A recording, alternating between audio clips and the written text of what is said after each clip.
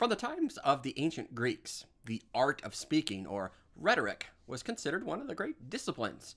The ability to make an argument and persuade people was considered a great science, really.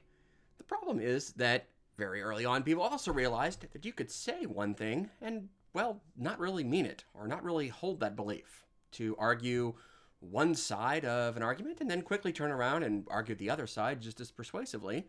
And there is something good about that, to be able to present an argument. The problem is one can say something and not really mean it, to hold the opposite viewpoint while using words to express something completely different. So how do you know? What does someone really believe? Well, their actions will ultimately manifest what they believe. This is part of our notion then of this ongoing season of Epiphany, making manifest. Well, actions manifest belief.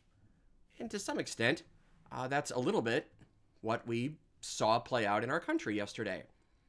A lot of people, maybe not a lot of people, but some people were convinced by a story to say that an election was stolen. There was fraud. And I don't want to get into whether or not that's even true or not.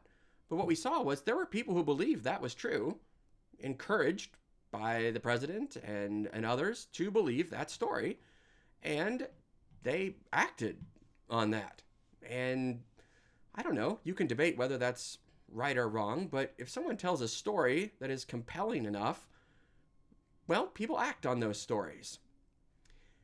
I don't say that to bring up politics necessarily, but to say, if we really believe the Christian story, shouldn't we act on it? And you might say, okay, sure, we should. Well, what should we do? Well, today's scripture passages tell us exactly what we should do. Beloved, we love God because he first loved us. If anyone says, I love God, but hates his brother, he is a liar.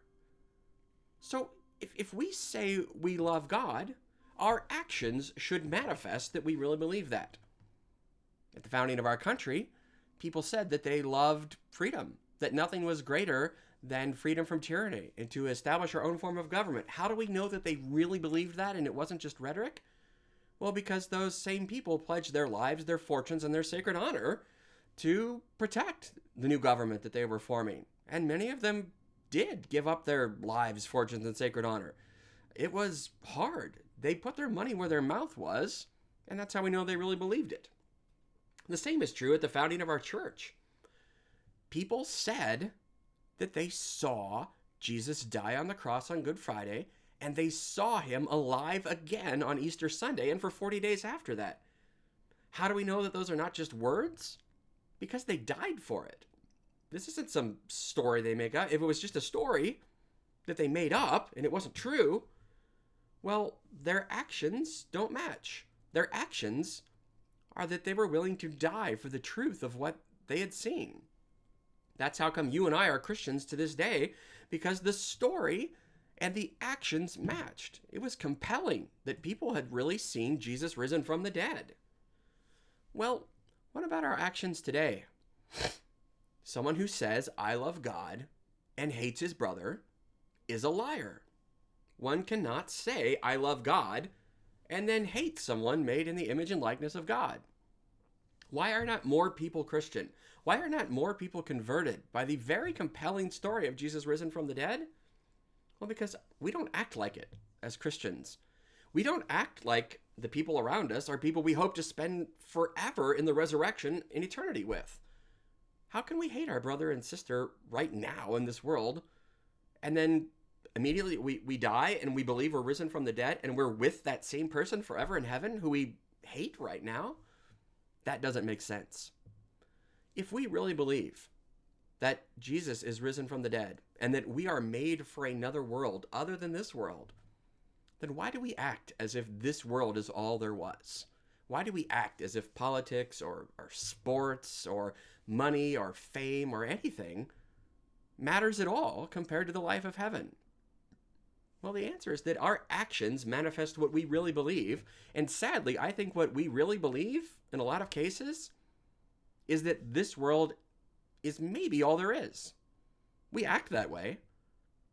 If we know that we supposedly believe that there's a world way, way more important than this one that goes on forever, in which all injustice will be repaid back, and that we will be judged according to our actions, and most especially, we will be judged by how much we love God and our neighbor, well, if we really believe that, and it's more than just what we say we believe, we ought to start acting like it, and stop acting like this world is somehow all there is, or that really this life is just a game of sports and politics.